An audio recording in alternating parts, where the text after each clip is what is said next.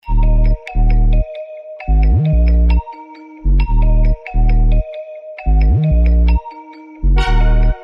welcome back to my channel. It's Mirby Marijuki. Today's video ito yung sahod day ko sa Loining. So, wow! Kulang namin sa leveling nga. Syempre, sahod ilalagay sa ngayong sweldo namin.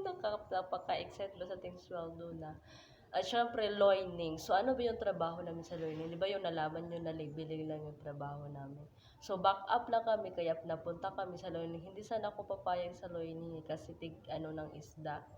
So, tanggal ng buko, ganyan. So, hindi ko, syempre, tinay ko na lang kasi nga para makapira at may panghanda sa Pasko and bagong taon. Syempre, grab the opportunity niyan. So, yung ginagawa namin sa loining is, ito yung sahod ko sa loining. Tapos, yung kulang na sahod sa, namin, labeling, syempre, yung kulang, ilalagay dito sa sweldo. So, yung kulang ko din sa loining, ilalagay sa next sweldo naman. So, hindi binubuo yung sweldo namin kasi back up lang kami. So, anong ginagawa sa loining? So, i-separate mo yung kog, black meat, at yung mga puti-puti, ganyan. So, export kami, loining expert. So, iba din yung kiskis ng isda. So, syempre, loining local. So, iba kasi sa amin, export kaya, sa kamay lagi naghugas, ganyan. Hindi lagi, pero may times talaga naghugas ng kamay, pinapahugas. Siyempre, kailangan naka-nail cutter ka, so bawal magpataas ng kuko dyan, kasi nga export. Ayan. Yan yung ginagawa namin. So, kahit na gaano sabon, sinasabon mo yung kamay mo, nandun pa rin yung baho ng isda. Katawan mo, baho ng isda, ganyan. So, tinitiis ko lang yung first day ko, sinasabi ko na itong first day ko, kasi ngayon lang ako nakapag-vlog, sahod day talaga. Kasi nga, nakapag-vlog sana ako, kaso night shift, ayan, nakasurvive ng night shift. Hindi kaya lalim ng night shift. Kasi, gising sa gabi, tulog sa umaga, gising sa gabi. Yan, so syempre hindi, na ako, 11 days. 11 days na ako nagtatrabaho ng lawyer. May absent akong isa, dapat 12 days.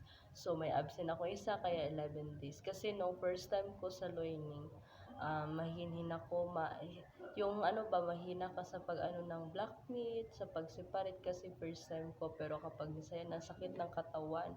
So, syempre, pag nasasanay ka na, yung kaya mo na yung katawan mo, pero kapag pagod ang katawan mo, inom ka lang ng alaksan, ganyan.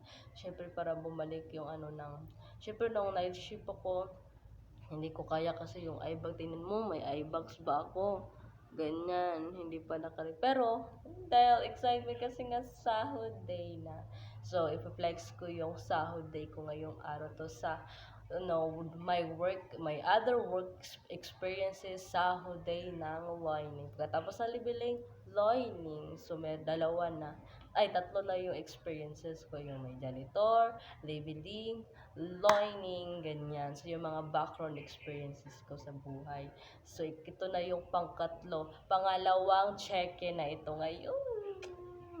After yun kasi yung sweldo namin. So, may prepared to the sahod day.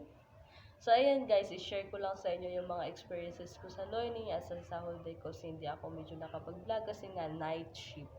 Tapos sa January daw yung day shift. Isang buwan bago ka maka-day shift. Yung mga day shift naman, night shift na naman sa January, ganyan. So, yan yung experiences ko sa learning. So, alam niyo naman kung paano yung ginagawa namin sa libiling. Iba din tong learning sa isda na naman to. So, ayan guys. So, syempre, share ko mamaya sa inyo yung sweldo for a day.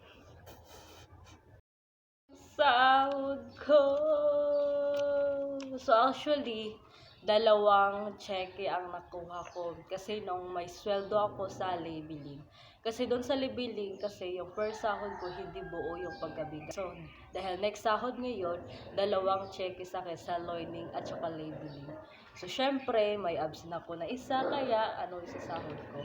So, ito na yung nagpa-change ng cheque at ito na yung resibo ng aking sweldo. Panghanda Pasko and New Year. So, ayan. Yung nakalagay dito is yung 6,223.23. So, ayan yung sahod ko sa labeling at saka sa loining. So, ayan na. And then, syempre may mga babayarin pa panghanda sa Pasko, bayarin sa syempre sa magbugas, ganyan. So, syempre, nakatasa na. Pero ang overall, kasi may resibo ako, 6,223.23. So, ayan na nga guys. So, ito yung update sa sahod ko. So, first time ko nakahawak din na malaki na yung naging 6K. Dati kasi 4K lang yung sahod ko. So, ano to, K plus. So, first time ko din sa live ko na 6,000 plus na sahod. So, ayan guys. So, yan yung update ko sa akin sahod. Thank you so much guys sa pag-watch my video and Merry Christmas and Happy New Year. Bye! Ayan guys, sa panood yun na talaga ang aking sweldo. So, ayan na, nakita yun na kung ilan yung sweldo ko at yung, syempre, flex yung, syempre naman may sahod ay sa loining. So, ayan. So, syempre, mas okay rin yung may experiences ka kahit na ayaw mo. Pero, kailangan mo pa rin matry kung ayaw mo. Depende din sa'yo kasi, syempre, nasa sa'yo din yan kung papayag ka o hindi. Pero dahil sa opportunity din, na makatry ka ng experiences. So, syempre, I grab the experiences para naman may panghanda sa Pasko and New Year. So, that's it for the vlog. Don't forget to subscribe to my channel and click the notification bell for more videos. Thank you so much for watching. See you sa aking next vlog. Bye!